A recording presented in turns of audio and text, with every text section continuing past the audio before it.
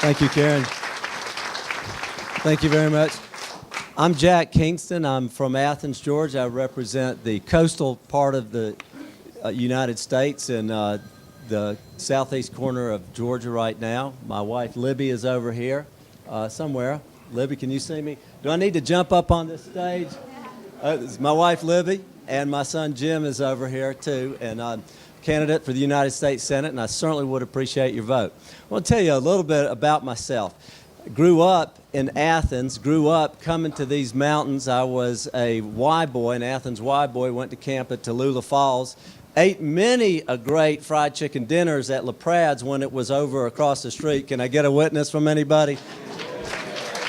I mean, I just go through the lines and get the fried chicken. I didn't know they had vegetables until later on. Spent a lot of time in these hills, water skiing, not enough time. Went to Mountain City. Any of y'all square dancers there? You remember Mountain City? Remember what it said on the door of Mountain City? If you can't have fun here, you can't have fun anywhere. And I'm glad to see it's still true today. You know, grew up in great times. Grew up, great parents, very, very lucky. A time when you said yes, ma'am, and no, sir. A time when all the neighbors knew each other. A time when all the kids had chores and boys cut their own grass for the family. And a time when you always did your homework and you never sassed back to the teacher, because if you did, she might tell your dad, and he was always going to be on the teacher's side. It was a time when if your car needed to have a change of oil or spark plugs, the big kid down the street taught you how to do it so that you could teach that to your kid brother one day. I was very lucky to live in that time. My dad was a Depression-era baby. He was raised in New York, raised up hard. His family many, many times had to skip meals. Meat was a luxury. My dad taught us to be frugal and hard-working. You never left the lights on when you left the room at the Kingston household. You never left the TV on at the Kingston household. Waste not, want not was the byword. He put us on a clothing allowance when we were 12 years old, $3.25. There wasn't any money back then either. I used to come up here to Commerce, Georgia, Champion Mills, and get my clothes where they sold them in a big stack there, and you get a pair of pants for 75 cents. I did not get this shirt there, by the way. I do want to know, Ron, we are having this shirt contest. I think this is a competitive shirt for the Patriotism Award. But as a member of Congress, I remember those lessons. I don't leave the office in Washington, D.C. with the lights on. I've cut my office expenses 14%. I've returned over $1 million to the taxpayers in unused office salaries, rent, and other expenses. As chairman of the Agriculture Committee, I cut spending $3.6 billion and negotiated with Dick Durbin to do it and got it signed into law by President Obama. You have to be tough in order to do that, but we got the job done. Now I'm chairman of the Labor, Health, and Human Resources Committee, and I'm proposing a budget that takes those departments back to the 2001 spending level. It's the largest cut that they have ever had, and it's going to be very, very tough. But one thing Paul and I agree on, a lot of times it's our own party that fights us as we try to do these things. It's easy, you know, to vote against Obamacare. Vote against Obamacare when you're a Republican, or the Obama stimulus program, or Dodd-Frank, that's pretty easy. I voted against the Bush stimulus bill. I voted against the Bush bailout of Fannie Mae and Freddie Mac. Vice President C.H.A.R.G.E himself called me and asked me to vote for TARP, the Wall Street bailout. And I told him, Mr. Vice President, I'd love to do that. I'm a fan of yours, but I can't do this. I feel bad as an American citizen saying no to the president, but the right vote is no. And I say that because I have been in these battlegrounds, and it's very important to have somebody who has proven that he's been there. My dad also taught us to work hard. We all had chores around the house, cutting the grass, cleaning the gutters, emptying the garbage, doing a myriad of things. And when I got out of school, and I had jobs all through college, delivering submarine sandwiches for Steve Areno's, a busboy at IHOP, a resident assistant, cutting grass for on the side.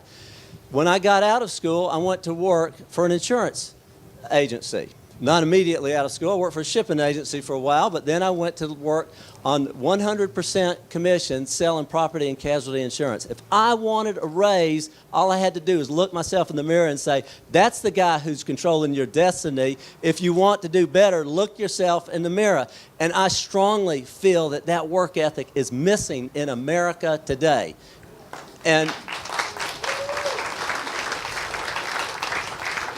working with small businesses, I learned lots of things. One of the things I learned is that businesses work best when the government gets the heck out of their way and lets them create jobs. Without the aid of some nanny state bureaucrat who's got programs from cradle to grave telling us how we can't pollute the air, how we can't hurt a fellow human being, as if that's what you want to do. I want to ask you, you read these polls sometimes, 90% of America wants clean air. I'd like to know, are any of you 10%ers in here? It's ridiculous. I'd say 100% want clean air. And no businesses are going to try to hurt their employees or hurt their customers, but it seems like Washington won't give businesses credit for anything. I'm proud that I have a 100% National Federation of Independent Business voting record, a lifetime voting record. I'm proud to say that I voted against Obamacare, but I want to say this as Republicans, it's not just enough for you and I to sit back and say, oh, it's going to implode. We have to be there with a replacement plan. And that plan has to be something that's competitive and gives people access to health care. And you and I need to be working on that today because we cannot just be the party of no. And furthermore, one of the things Paul and I agree with is that the IRS under Obamacare is not going to contract. It is going to expand. If we haven't learned anything by the Cincinnati IRS office, and oddly enough, it was just a Cincinnati office, but the director visited the White House 157 times during that period of time, more times than Eric Holder did. Anybody want to believe that was just the Cincinnati office? We have to replace the tax code. I'm an original co-sponsor of the fair tax bill. I have fought for it, but I will also support a flat tax or anything that moves us to tax simplification so that you and I can get the IRS out of our lives. Now, let me say this. We're talking about my mom just a little bit. My mom taught me to love Jesus. My mom taught me to be patriotic. My mom taught me to be idealistic. When I was elected to the state legislature, there were 26 Republicans. 26. We didn't have any majority. You couldn't go around telling people, vote for me because I'm a Republican. You had to have ideas. And I learned from people like Jim Tysinger and Dorothy Felton and Paul Coverdale and Charles Bannister. You had to fight hard and you had to have ideas. One of the things that I fought really hard for is the expansion of the Port of Savannah. It has a $1 investment for a $5.50 return, and it creates or it supports 350,000 jobs in the state of Georgia, and most of those jobs are in Gwinnett and northern counties in the state of Georgia.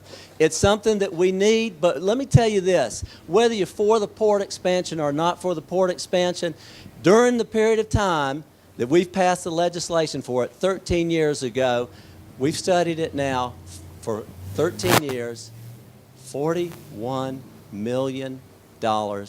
And during that time, China has built a port from start to finish that's bigger than the Port of Savannah.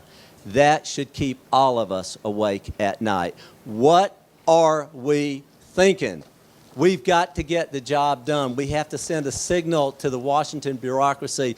That's not going to keep us competitive in the international marketplace. We have got to be aware that we have economic competitors like China all over the globe. And if we think it's only economic competition, we're fooling ourselves again, because there's military competition all over the globe. I am proud that as a member of the Defense Committee, I have represented 5 major military installations. I've visited our soldiers all over the world, and I have vowed as a member of Congress to never let the American soldier fight a fair fight.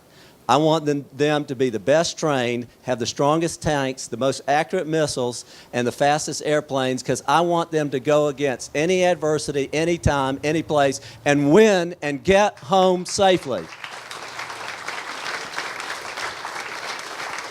And we need to send a signal. If you grab our ambassador or any other American citizen, we're not giving an order to stand down. We're going in and we're going to get him out.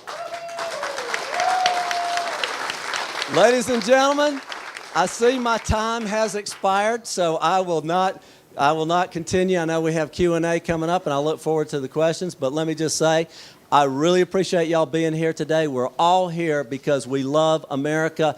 We've got to win this U.S. Senate seat. We've got to make sure Georgia remains in the Republican column, and we've got to make sure that enough other states do the same thing so we can get the majority back and send Harry Reid back to Nevada.